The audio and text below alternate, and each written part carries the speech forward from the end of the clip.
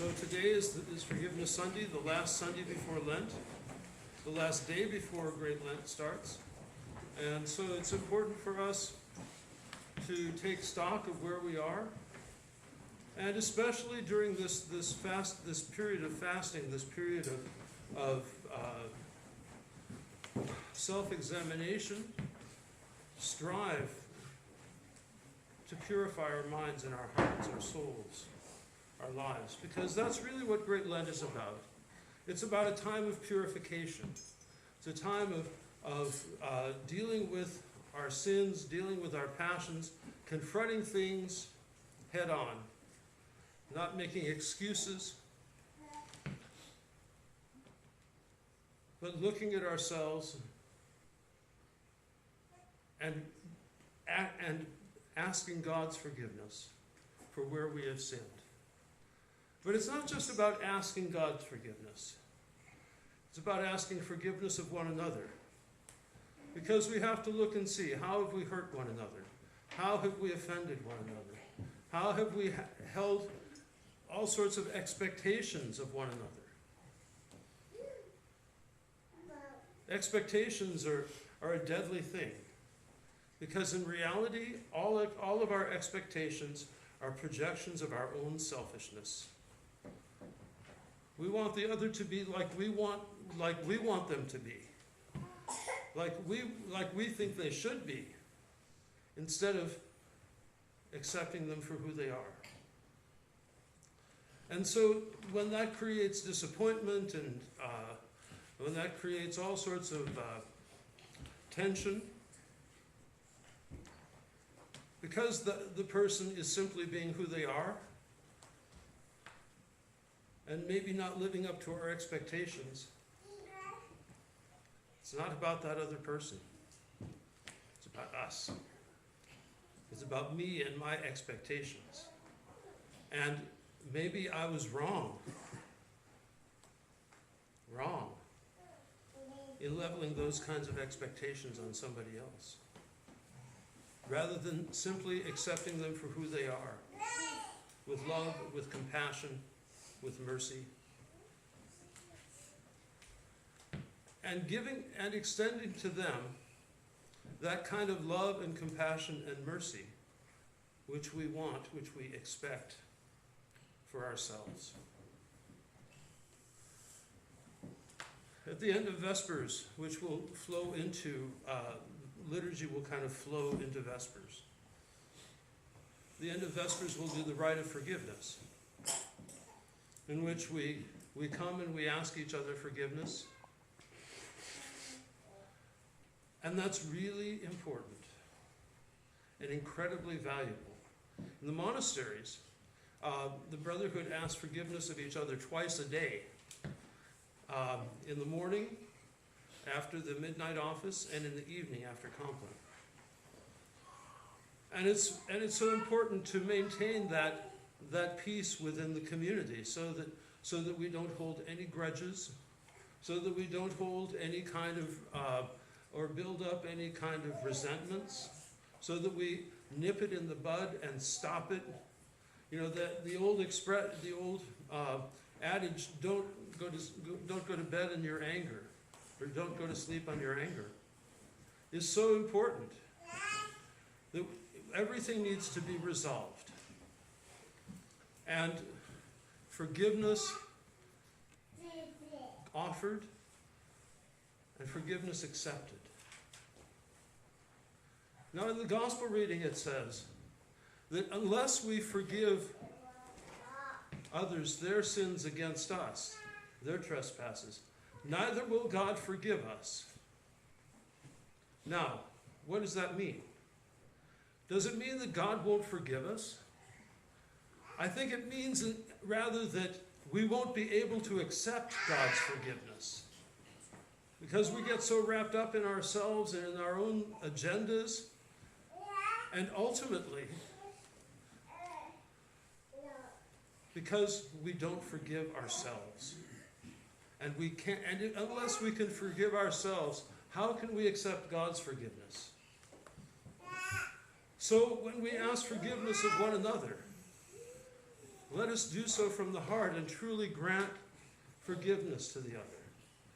When we ask forgiveness of the other, let us truly offer that openness and that vulnerability, that they too might step up and forgive. Because that forgiveness is the state of reconciliation, is that state of love, which is the very definition of what we as a community of Christians are supposed to be about. A community that loves one another, that cares for one another, and especially that forgives one another. And if we can have that among ourselves, also we'll be able to extend that to anyone and everyone who comes to us, so that they might find mercy, so that they might find forgiveness, so that they might find a place in which they can reconcile themselves to God and reconcile themselves to other people. Because so many people in our culture, so many people in our country live in just deep alienation from one another, from family, from people they know. And overcoming that alienation, overcoming that enmity, overcoming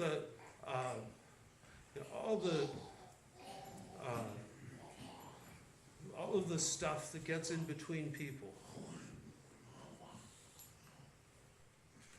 One of the things that's so sad is right now is how divided we are politically.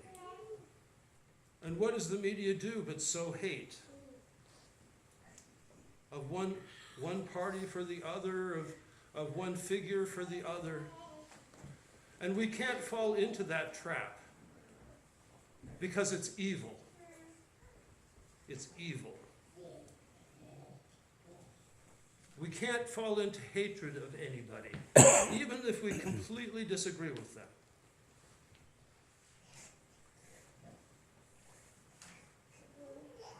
Because the more that we maintain that kind of anger and bitterness and hatred within ourselves,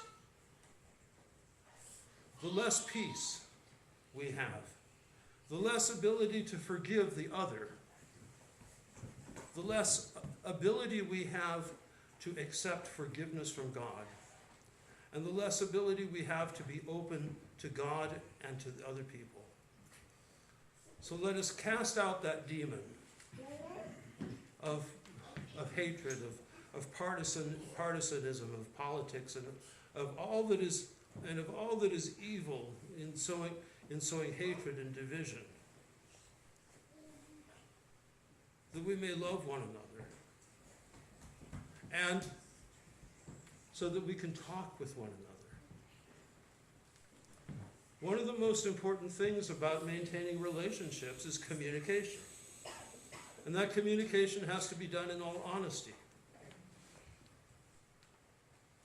And so if we can strive to build in each of ourselves and in our community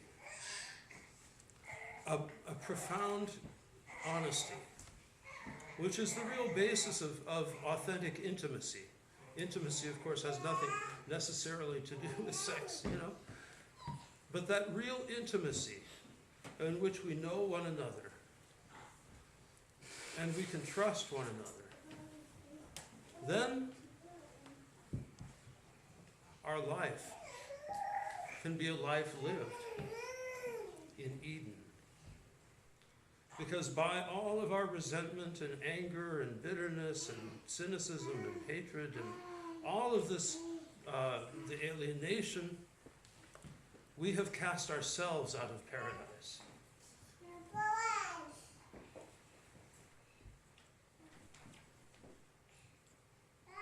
And so this Lent, let us think about what it is that we need to do to reconcile ourselves with everyone around us. to reconcile ourselves to ourself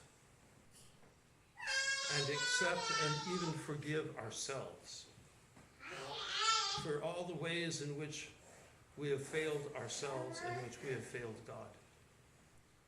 God's forgiveness is infinite and immediate. And all we have to do is ask. But we have to ask and be ready to receive that which he gives.